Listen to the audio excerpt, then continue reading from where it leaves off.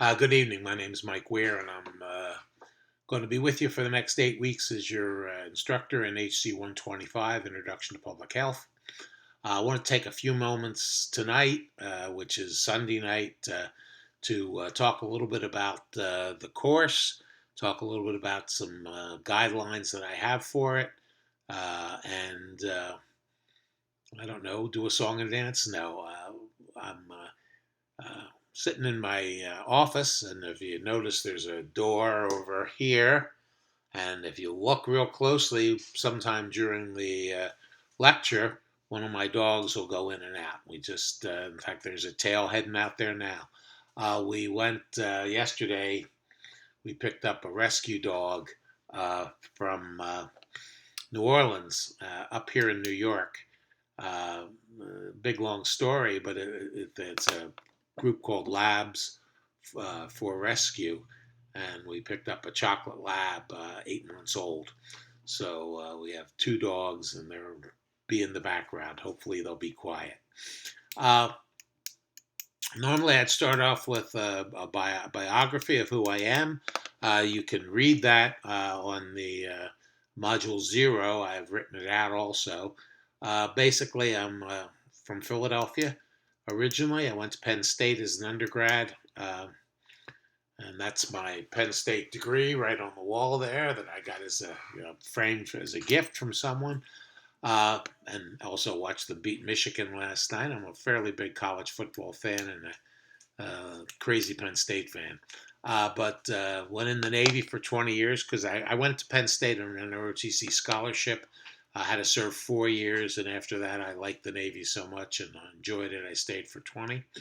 Got out in '89 and started my career in healthcare. I have a master's in business administration and a Master of Science in Public Health from the University of Missouri.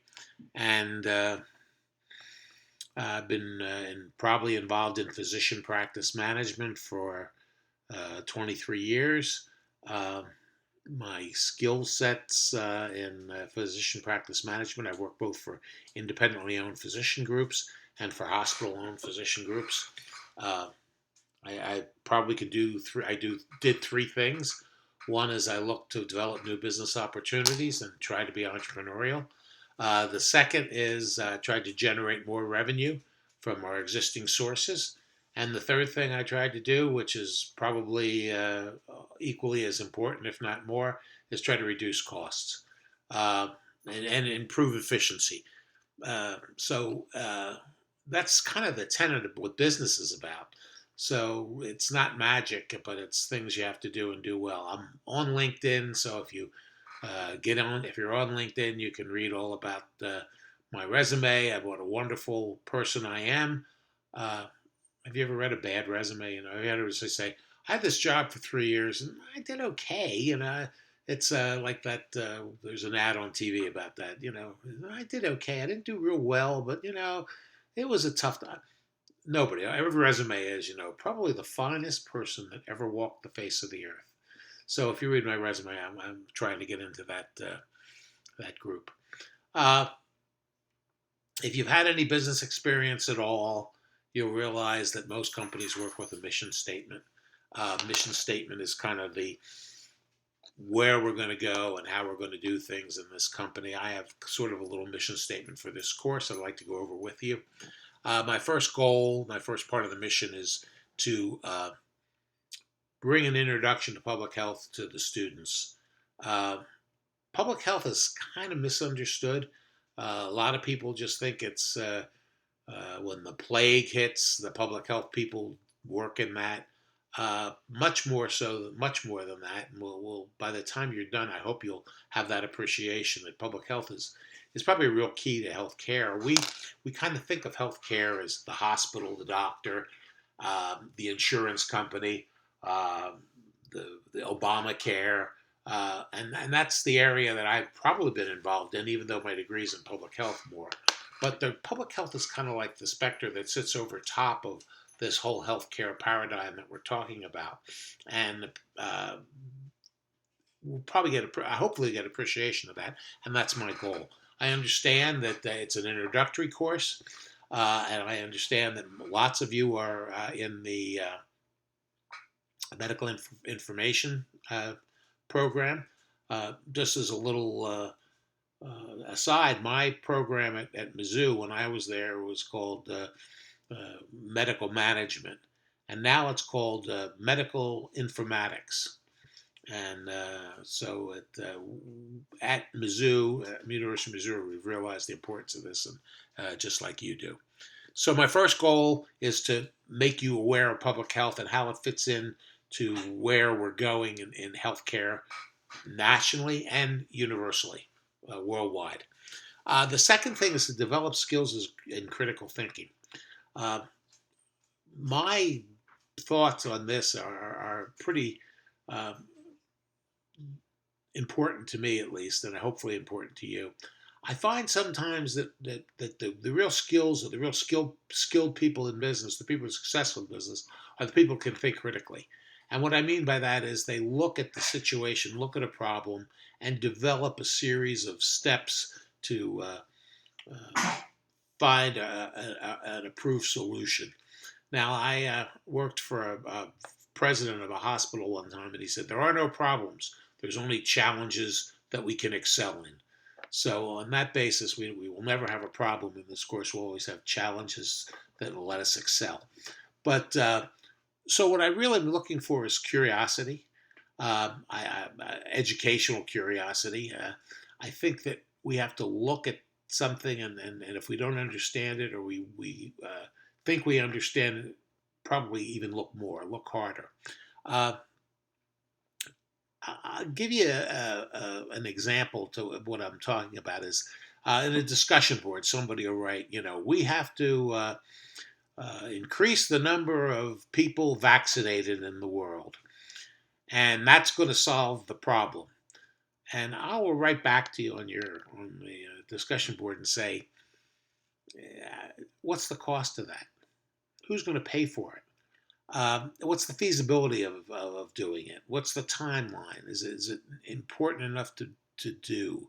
We'll talk about thinking. You hear thinking outside the box. What is the box, and where are you going to go? I also like papers to have decisions in them. I like things to say, this is what we found, and this is what I think. That's what we get paid for in healthcare management is analyzing data, developing plans, developing alternatives, have a plus and minus column. These are the things that are good. These are the things that are bad for this one. This is the good and bad for the other. This is the good and bad for the third. And then this is the one I recommend, and this is why I recommend it. Or this is the thing I think we should do, and this is why. So I want to see that kind of thinking in your papers. Obviously, they should be academic. They should be uh, citations and sources. I don't want papers that start with "Once upon a time" and end with "They'll all live happily ever after." I want papers that are based on facts and information, but I want conclusions drawn to it too. I want you to kind of tie it together. Uh, as I say, that the idea of making decisions, I always think about decisions are tough, and that's why healthcare executives and MIS executives, HIS executives are paid the salaries that we're paid because we're doing tough work. A decision that isn't tough is probably not a decision. So if I told you that for the next 8 weeks I won't feed you, um, I'll give you a little bit of oatmeal every morning, and that's it. Or you can choose to have a regular 3 meals a day for the next 8 weeks. What's your choice? Well, it's not a choice. I'm going to want regular meals. Nobody wants to be starved to death for 8 weeks. So that's not a decision. So a decision is, do we have chicken or do we have beef? Do we have a vegetarian meal or a vegan meal? Those are decisions. So when you look at a problem, look at what the alternatives are and what supports the alternatives and everything that goes into those alternatives before you come up with a recommendation. And the third thing I want to do is I want to model the course a lot on what happens in real life. I really believe that the strength of academics is the thing that brings the theory to practice, and I want to see as much of that as we possibly can. And I'll try to orient the course in that way. Here's the theory, here's what's said, and here's how we apply it. My first job after I got out of graduate school and in healthcare, and I got out of the Navy, so I'm a 42-year-old gentleman at the time, and I went to work for a guy in Poplar Bluff, Missouri, and he was started off as an X-ray tech in this physician practice. It was about a 35-40 physician practice at the time, and he was a great guy, and everybody realized that. So the company sent him to school in Arkansas to get his accounting degree, and brought him back as an assistant administrator, and then later he fleeted up into an administrator. He was the president of the Missouri Medical Group Management Association at one time. Very smart guy. Really, he's been a mentor of mine throughout my career. But what he used to do is he would hire a master's prepared candidate to be the assistant administrator, with the idea that he would hire them at a starting salary, that they would stay for a few years, they would grow in their knowledge of the practice and practice management, and they would leave and start their own or work in their own practice or a hospital or such. And he would keep bringing in new talent, new master's prepared candidates, and so he'd get the advantage of that education. And that worked out well. But I always remember whenever we had a situation to excel, or a crisis, or a problem, or whatever you want to call it, and he would stand in the doorway and prop his hand up against the door sill and look at me and says, "I bet you they didn't teach you that when you went to grad school." And in most cases, he was right. Personal problems, cheating, stealing. We had a doctor that was involved in misdirecting prescriptions for himself. All kinds of stuff that isn't taught. But you fall back on those basic skills you learn in school and most of the things. And so we want to talk about that theory to practice. I'm a strong believer in that. We're in this business-like model atmosphere. My code of conduct in business was honorable. I expect you to be honorable. I expect that I won't lie, cheat, or steal, and I expect the same from you. I expect good communications, and we'll drop down to that in a second. It's a different world in healthcare if you work in there now, and we're going to try to take the pointed resources in healthcare and apply them, and look at how we can take what we're learning in class and make it work. So that's kind of my mission. That's my strategy here. So let's talk about some tactical implementation. First of all is communications.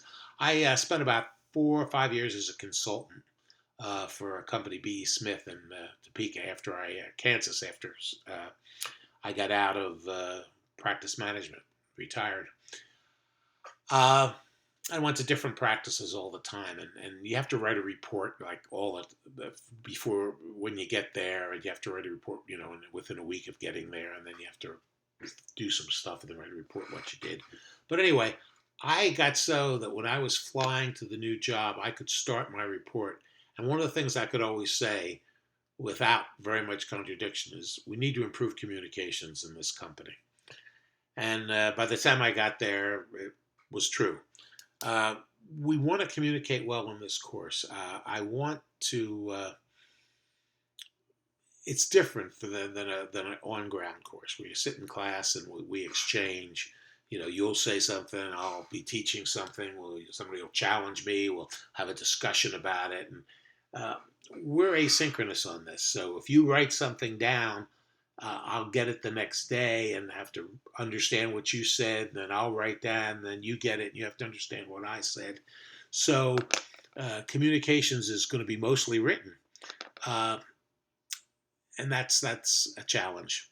I want to know I want to exchange information with you before it becomes crisis stage, and that leads to my next point: adult to adult. This has been a skill, a demand of mine ever since I started.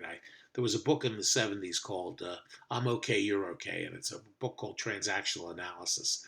And like all good business psychology stuff, I'm sure it's modified 18 times by now. But it talked about that between two people, there's three types of relationships. Everybody has a parent, an adult, and a child in them, and then so when you deal with somebody, your parent, adult, and child, and their parent, adult, and child reacts different ways. And the worst one to me is a parent to child, where I tell you something and you have to do it because I'm the father and you're not. Um, the child to child is let's see what we can get away with. Let's let rules don't apply to us. But I like to think the adult to adult is one. I want to treat you as adults in this course, and I expect to be treated back in the same way. Uh, and that has to do a little bit with communications too. Let me know. Both of my master's degrees were done while I worked full time. And I understand the conflicts and problems with working, your social life, your family life, and this course, and sleeping and doing other things. And I understand that as much as I'd like this to be one of the most important things, no, I don't care it's the most important thing in your life, but I want it to be important to you, and I think it is. But I know that at other times there'll be more different priorities in your life. I want you to notify me and let me know, and we can work something out. The syllabus is very clear that if you submit late reports, you lose grades on it. But if I know beforehand, we can bypass that rule. Now, again, back to the idea that I want to model this after real life. If I'm working, and I have been, and my boss says I need this by Thursday morning, and Tuesday afternoon I'm looking and saying I can't get it Thursday morning. It's not going to happen. Tuesday afternoon I go into my boss's office and say I can't have it 8 o'clock Thursday morning, and here's the reasons why, and here's my plan to reevaluate it, correct it. Here's what I need to do. Here's why I need the time. And here's a proposal when I'll have it done. I've always been successful that way. 2 days before, I knew I wasn't going to get it done. What I don't like is somebody walking in at 8 o'clock on Thursday morning when it's due and say, "Oh, you don't understand. The dog ate my homework. It's the end of the world." Come on. You didn't know that beforehand? If you didn't, the two things could happen. One is you didn't anticipate, and that means you're pretty foolish. Or you did, and you just didn't think it's important enough to tell me. So if you're having a problem in the course, any kind of problem, if you're a parent, have sick kids, you have a major paper that you have to do, and it's just beating heads with this, and it counts for 50% of your grade. Drop me a line. Give me an email, and that's probably the preferred way of discussing, and say, here's the problem, here's my proposal, and here's my recommendation when I'll get it done, and then let me come back to you. I promise I'll work with you. Don't do something and say, well, I don't have any papers, but I'll get them all in by the last week of the course. We like something obviously a little better than that, but don't wait until Sunday night at 9:30 or 10 o'clock to write a line to me and say, I can't do this. Now, as I said before, I was telling the other class I'm teaching, I was known as the king of last minute. I love the excitement of doing things right before they're due, and sometimes you'll get burnt. Sometimes, I plan on doing it Sunday afternoon, and Sunday afternoon I have a fire in my car, and I have to get that out, and I have to do this and that and the next thing, and I don't get home until 11:30, and I'm not going to make my deadline. Tell me at 11:30 then, but the story better be good. But don't wait till the last minute. I've gotten better in that in my life. My wife doesn't think so, but I do. But anyway, try to anticipate and get things done. And if you can't, let me know. The next point I want to make is don't give me a half-baked effort. Don't send me something that you've done and taken 15 minutes to do. There's 7 assignments, 8 assignments in this course, and 8 discussion boards, and that's it. If this was an on-ground course, there'd be tests and quizzes and lots of other things. So don't do your best in what you have, and you're going to learn as much in this course on your own as you're going to learn from me. Uh, but part of that, probably a subset of that, is proofread your stuff before I get it. I just got done teaching a course, and a student gave me their final paper, and they pasted citation, and then they pasted it again right underneath it. So there were 2 paragraphs that were exactly the same. Did they read that? No. They sent it to me to read, and that's not professional.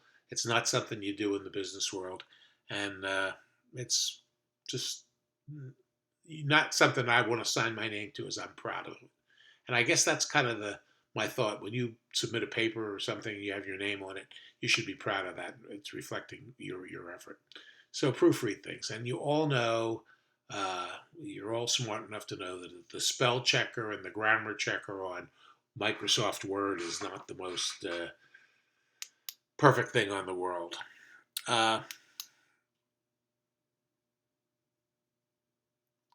The other, and if you haven't, as this is an undergrad course, the library is fantastic. I can, whenever I start telling a story to my son, who's a vice president of IT for a company here in New York City, I start saying, I remember, and he says, Dad, as soon as you say that what you're really saying is, I'm old. So I'm not going to start this sentence with I remember, but I'm old. And the point I'm making is that when I went to the library, it was library cards and little slips of paper, and you had to go and look in the stacks. You have some research in this course, and you can do it right online. Every paper I've gone through all the links, and I can type it up. Go into the library, type it up. Paper appears right on my screen. Pure magic. Use the library. Use the library for research. Live chat. I'll try to set up a live chat during the week. And I'll be here and you can be there, and I'll be on TV like this, and you just are going to be on the computer talking. You can be just on the computer talking, so you don't have to get dressed up and do your put your makeup on like I don't do tonight. But anyway, if I usually do them in the evening, sometime during the week, and then I ask you for your input of it too. So, for example, I know some students I've had have worked from like 7 to 2 in the morning, and that's why they're taking the course online, because they sleep during the day. So if you're not going to be around in the evening, and I'm talking 7:30 to like 9 o'clock, let me know, or let me know a time convenient for you. I'm always available to do a live chat by appointment. So if you want to talk to me about something, either in the course or about healthcare, just drop me a line and say, can we live chat sometime? And I can set up a classroom in Blackboard, and we can talk. But when I have a live chat set up, I wanted to go over the ground rules. I'll set it up for a time, and it'll be on your announcements. But if you're not there in the first 10 minutes of the course, if nobody's there, the 11th minute of the course, there'll be absolutely nobody there, because I'll get off. I set these things up for an hour and sit there for an hour staring at the screen. They're completely voluntary. There's no big advantage to sit there, to call into the chat and just say, oh, I got in, I have no questions. I'm just going to sit here. Go do something productive.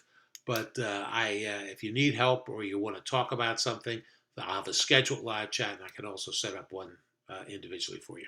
Which brings me to my final and last point. I take the job very seriously, that my job is to make you prepared to become leaders in healthcare. I've had my crack at it. I've spent 24, 25 years doing it, and I'm ready to turn it over to someone new. It's exciting. It's demanding. I loved every minute of it. I did love every minute of it. I loved it a lot, and I want to make sure that the future of that is in good hands. So I'm trying to help you to do that. Uh, Very selfishly, because I am that baby boomer that is really causing the drain on healthcare. So if you're all smart and all doing a great job, take care of me. But seriously, uh, whatever you need, I want to be available.